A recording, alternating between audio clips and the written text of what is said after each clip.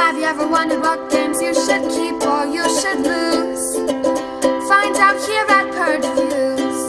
Escape from Sunset Island is a zombie apocalypse simulator. This game really gets you down into the nuts and bolts of a zombie apocalypse. And you will be rolling dice to move. And that's about it. That's what you're going to do. You're going to roll a dice and you're going to move. If that sounds exciting, ching, this game is for you. Because what you will do on a turn is you will roll a dice and you will move the number of spots on the dice. Wait, record scratch. Unless you're carrying an item. If you're carrying one item, you subtract 1 from whatever dice you roll. Then you move 1 less spot. If you're carrying 2 items, then you move 2 less spots. Whoa! This game is a simulator of the zombie apocalypse. You will need to get food, water, and an item out to either the helicopter or the plane. This game is simpler than zombies, with an exclamation point. This game is so easy to play. Not necessarily to win or whatever, but it has one of the greatest known mechanisms in a board game ever. And you're thinking, what, greater than roll and move? Absolutely! This game has player elimination. If you get caught by the zombie, you're out of here. So exciting. So we get a roll and move, and we get a player elimination. Zombie apocalypse simulator to the T. The only escape you need to worry about with this game is not playing it. An escape from playing it, because it is terrible. This is one of the worst games I've ever played. I can't believe it was produced. I can't believe this is on the market in this day and age.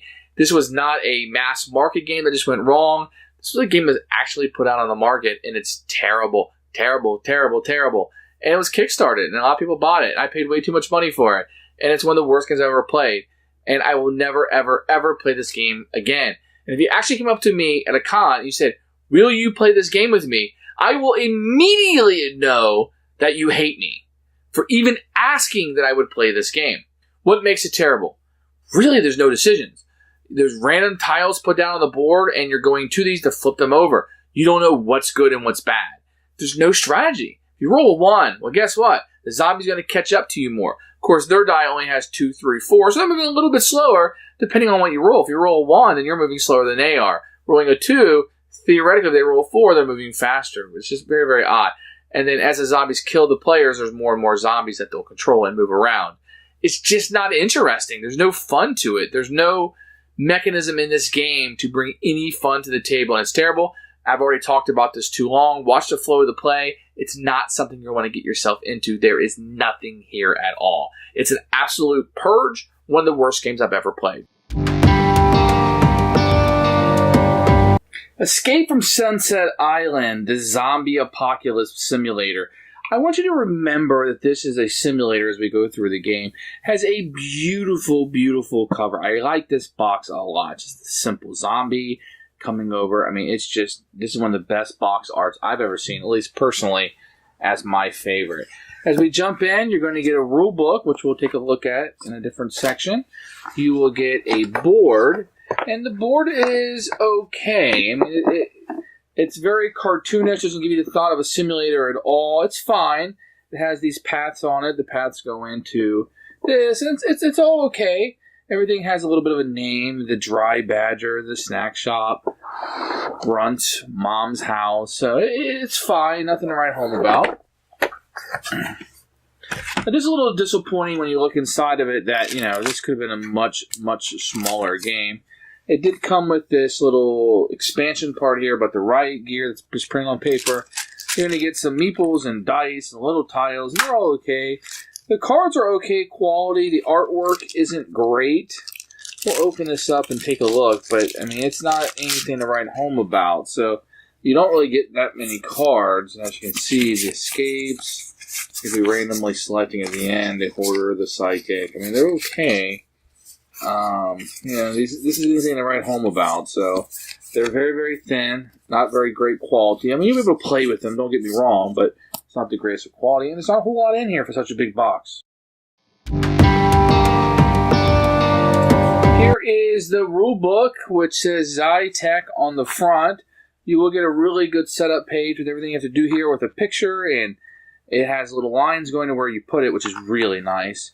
And they have an overview and how the contents of the game will all be right here with the setup, a little more setup, and how you play. The game is super simple to play, how the zombies attack, and the items that you have. So everything works really, really well. You have the game in down here, and they have a little bit about the characters and how they work and what their powers do, which is nice. And then some additional rules if you want to use that, and the motive cards, which are an optional thing that you can have into the game. Everything works really well. If you want to write down how you won and lost or whatever, it's on the back of the rulebook. Rulebook is fine. I had no problems learning how to play the game. So here's set up of the game. Everybody will pick a color. You'll be laying down in the hospital, think Walking Dead, and you'll put these tiles on the board where these little circles are, and you'll put them face down. These are the resources you'll be trying to get.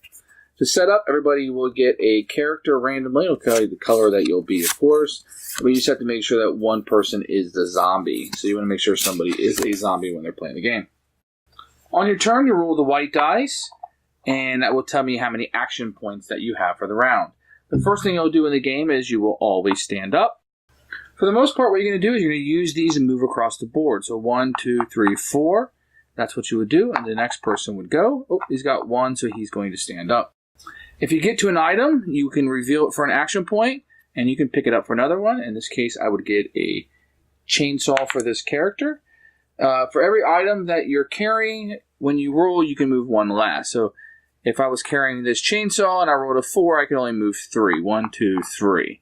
So if I was carrying a second thing, this water, then I would be 4 minus 2 is 2. I can only move 2 spaces. Zombies, instead, will roll this die, which only has 2 3s and 4s on it. So he will make a 1, and then he will come after the people. So let's say this guy's here. He would come 1, 2. He would come towards the nearest human, and he would only stop if he catches a person or a door. They will stop at every door. If you look right here, very tiny on the board, there is a red line here. You'll see a red line there. He would have to stop at that door even if he had more action points. Otherwise, he must move all of his action points. If a zombie was to stop at a door, then on his next turn, he would just immediately go through it for an action point. So it just stops him, and then it gives the player an opportunity to move. If a zombie catches up to somebody, both players will roll the dice. In this case, let's say I rolled a 1 and a 4. If a player's roll is lower, this guy would immediately come down, and you would get this. I don't know if you can see it. It looks like somebody just took a Sharpie on a meeple. But he would immediately become a zombie. Now he would be controlled by the zombie, and he would, if he had these items, he would immediately drop them in that space. If the player rolled a higher number, then he would be bitten, and in 2 turns, he would need to find a cure or he turn into a zombie. He'd flip this tile over, and 1 turn his mind is slowing, and then by the 3rd turn, he would turn into a zombie and be replaced and be controlled by the zombie. If the human player was to roll 6 and had a weapon, he would immediately kill the zombie and be done. The zombie would just respawn in the hospital, laying down. Now what you're trying to do is you're trying to get food, gas, and water and get back down here to the boat. So if somebody had all 3 of these items, now remember they're minusing 3 to all their rolls, but if they were able to get those 3 items to get down here to the boat, they can take off. And it takes 1 AP to take off. On the flip side, there's a plane up here. If you would get to the plane with the same 3 items, you can take off from there. There's also a variant where you can use these motive cards that you can have. You get one at random at the beginning. So if you're a BFF, you have to skate with another player. Let's see another one. So you have to via the plane or boat with food, gas. That's how most people are going to escape. If you're a hoarder, you have to collect 2 food and 2 water in any one room and be the last 2 alive on the island. Kill another player before escaping. Disable the boat or plane with the gasoline on board. Roll 5 or 6 within range. So kill 8 zombies and you escape the island. So these are just motives you can have. These are optional if you want to add a little bit more to the game. Otherwise, it's a roll and move, and you'll be battling these guys out by rolling 2 6-sided dice. But remember, the red one's only got 2, 3, and 4 on. Who should buy this game? Nobody. I mean, maybe if you want a zombie game you can play with your kids, but I don't know why you just wouldn't go play zombies with an exclamation point. It's a better game than this. This game retails for more. I don't think it's actually retail, but it costs more if you want to buy it. It's just not a very good game, and I recommend this game for No one. And if somebody even recommends that you play this game, I would tell you to absolutely run from that experience and never speak to them again. That's how bad this game is and how little it gives you. And there's some really good zombie games on the market. This is not it. Purge, I'm not going to say anymore. Don't play it. Don't think about playing it. Forget about its existence at all. Thanks for watching the video. I really appreciate you tuning in. If you liked it, please like it and hit that little subscribe button. That really helps out the channel. Lets us know that you're getting the videos that you want.